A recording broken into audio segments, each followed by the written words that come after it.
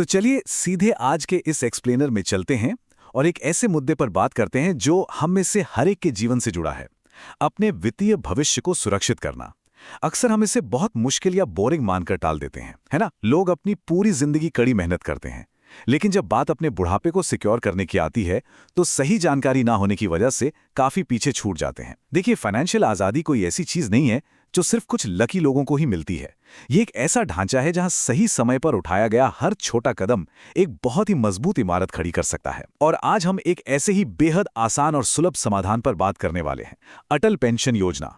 अब हम सब ने कभी न कभी ये तो सुना ही होगा कि सरकारी योजनाएं या तो सिर्फ बहुत अमीर लोगों के लिए होती हैं या फिर आम इंसान की पहुंच से बिल्कुल बाहर हैं। ये एक बहुत ही आम गलतफहमी है और सच कहूं तो ये सोच अपने आप में एक बहुत बड़ी रुकावट है। इसी भ्रम की वजह से लोग अक्सर उन शानदार योजनाओं पर ध्यान ही नहीं देते जो असल में उन्हीं के लिए बनाई गई हैं। जब हम पहले ही ये मान लेते हैं कि हमें कोई फायदा नहीं मिलने वाला, तो हम जानकारी खोजना ही बंद कर देते हैं। आज की हमारी इस चर्चा का सबसे पहला मकसद ही इस मिथक को तोड़ना है। वास्तविकता इस निराशावादी सोच से बहुत अलग है और ऐसे कई मौके मौजूद हैं जो सीधे तौर पर एक आम इंसान की बुनियादी वित्तीय ज़रूरतों को पूरा कर सकते हैं।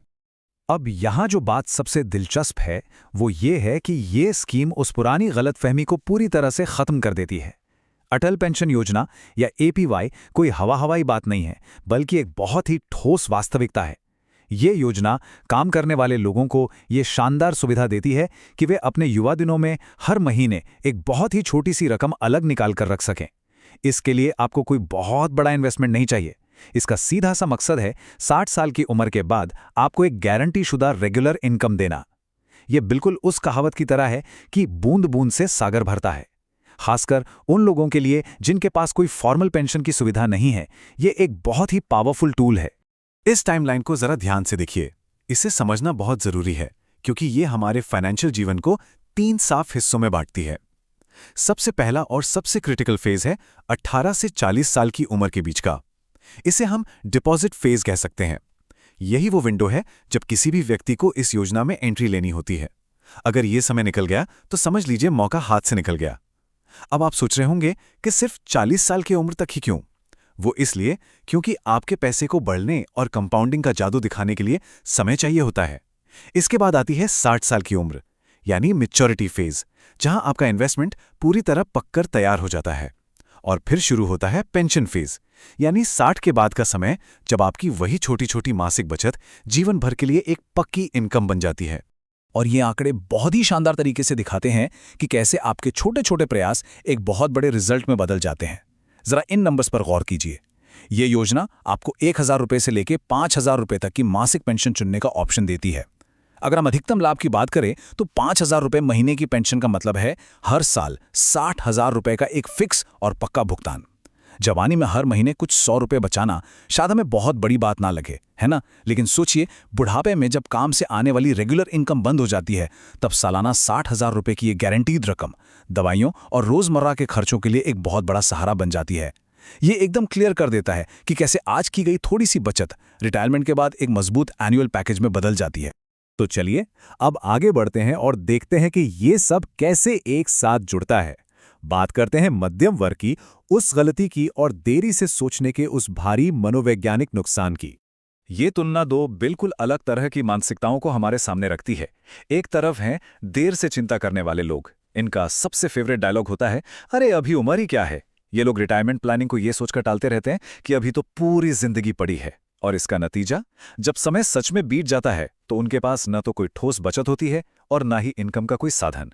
वहीं दूसरी तरफ हैं जल्दी कदम उठाने वाले समझदार लोग। ये वो लोग हैं जो समय की असली ताकत को समझते हैं। उन्हें पता है कि जल्दी शुरुआत करने से हर महीने का बोझ बिल्कुल ना के बराबर रहता है।